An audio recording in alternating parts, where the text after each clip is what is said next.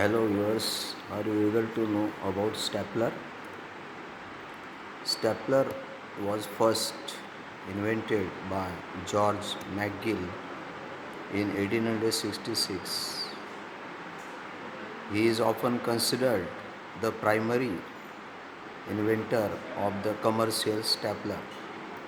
In 1866, he patented a bendable brass paper fastener, and in 1879 he patented the McGill single stroke staple press.